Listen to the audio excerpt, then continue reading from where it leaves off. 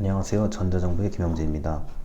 오늘 시민참여, 전자시민참여에 대해서 말씀드리겠습니다. 전자시민참여는 지난주차 강의의 거버넌스, 전자거버넌스하고 사실은 너무나 밀접한 내용이고요.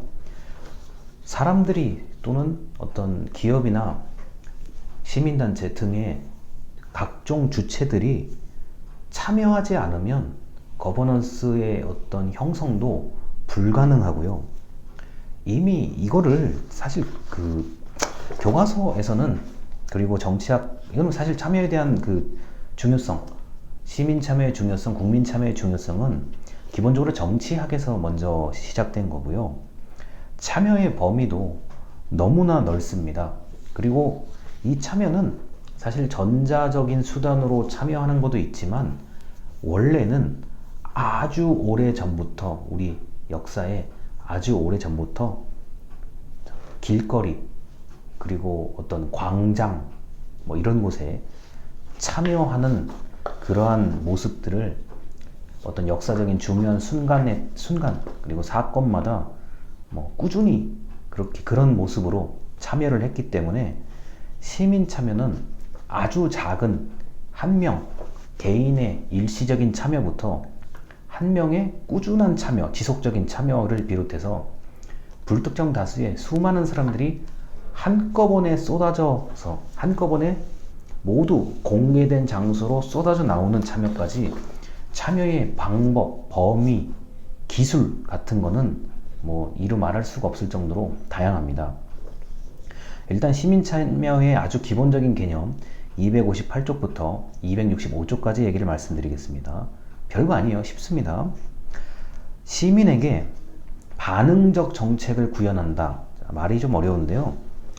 시민이 원하는 어떤 내용, 시민이 바라는 것에 대해서 정부가 그에 반응해서 정책이나 사업이나 프로그램을 만들어낸다라는 얘기죠. 제가 이제 공교롭게도 이 영상을 찍는 이번 주차에는 청년 활동을 이제 하는 그런 프로그램에 참여를 해야 되거든요. 이번에 코로나 이 바이러스 때문에 원래 3월 달에 벌써 진작 만나서 청년들끼리 이런저런 지역사회에 관련된 활동들을 했어야 되는데 부득이하게 이제 이번 주까지 미루다가 참여를 하게 됩니다.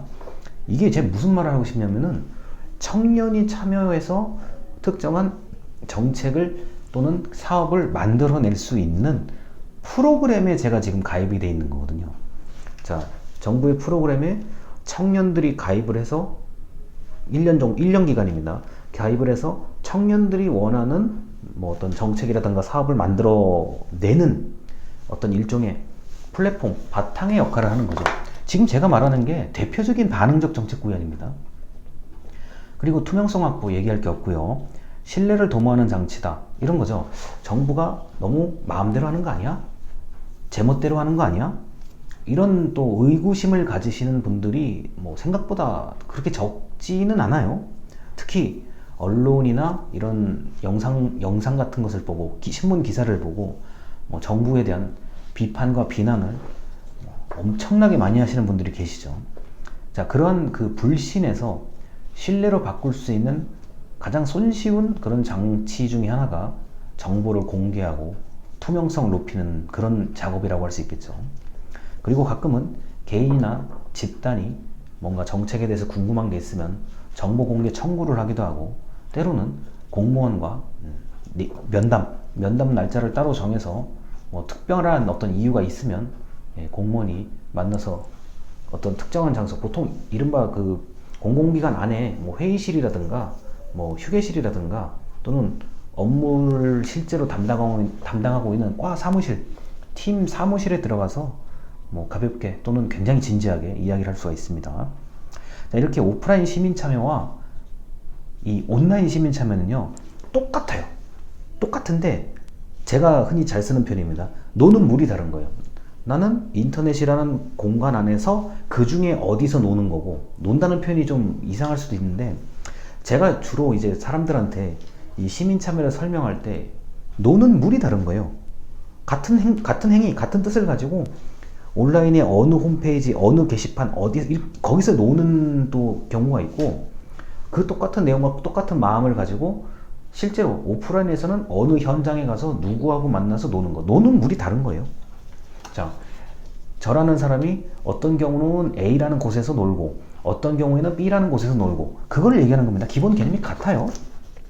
자, 그리고 참여를 못해서 생업이 바쁘고 직장, 어떤 사업이 바쁘신 분들은 관심은 있지만 참여를 못하는 경우가 다반사입니다.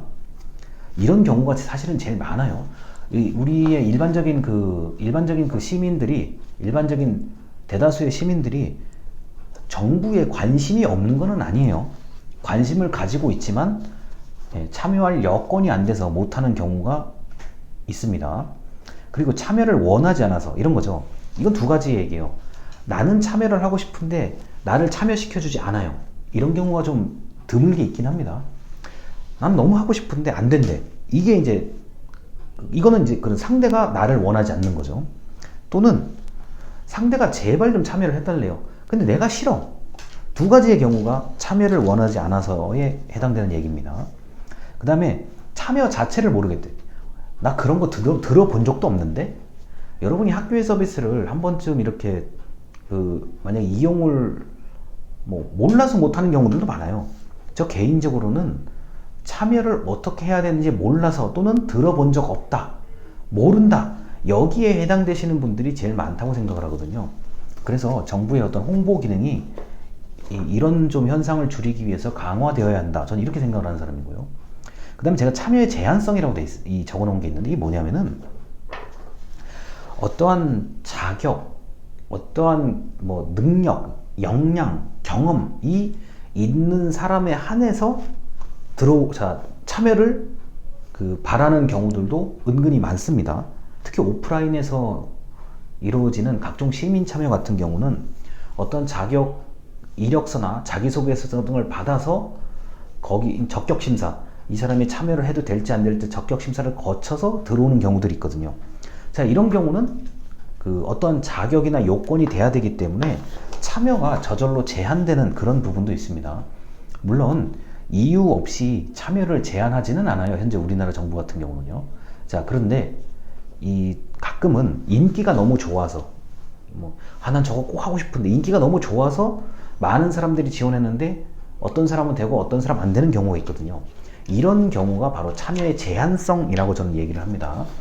여러분들이 만약에 시민 참여 활동을 앞으로 1년에 하나 이상씩만 해보면은 지금 제가 말씀드리는 이런 하고 싶어도 못하는 경우, 원하지 않는 경우, 몰라서 못하는 경우, 그 다음에 어떠한 사정 때문에 제한되는 경우, 여러 가지의 얘기를 좀 눈으로 볼 수가 있습니다. 그리고 정치적 효능감이라고 돼 있는데요. 이렇게 어려운 얘기 쓸 거 없고요. 아, 내가 참여해서 뭐가 좀 달라지는구나, 바뀌는구나, 이걸 느끼는 게 효능감입니다. 저는 이 효능감을 쓰레기 무단투기 신고하는 걸로 생각을 해요. 내가 이렇게 이게 좀 지저분해. 내가 아니라 우리 동네, 우리 옆집, 이웃집 사람들한테도 좀 불쾌한 것 같아. 그래서 사진을 찍고, 자, 내용을 간단히 쓰고, 위치, 자, 그리고 이런 것들이요. 위치 같은 걸 좀 이렇게 지도로 찍어가지고 앱으로 전송을 하면 한 하루 이틀 내에 특히 치워가죠. 그런 쓰레기들은요.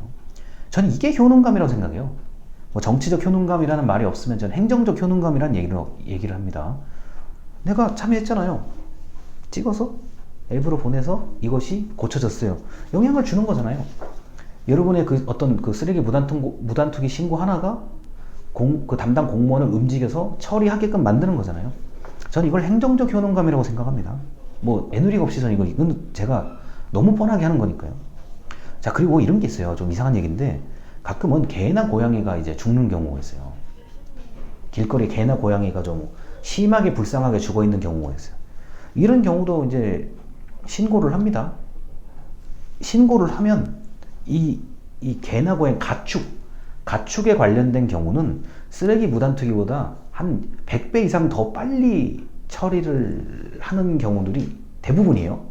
왜냐면 가축은 이제 이 가축에 죽게 되면은 그로부터 또 혹시나 어떤 전염병 등등의 증상이 나타날 수가, 이게 좀 퍼질 수도 있고요.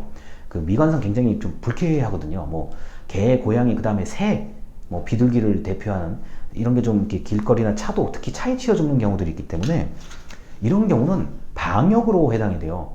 굉장히 빨리 긴급하게 처리를 해야 되는 것으로 분류가 되기 때문에 그 즉시 여러분들이 만약 신고를 하면 아마 즉시 치울 겁니다.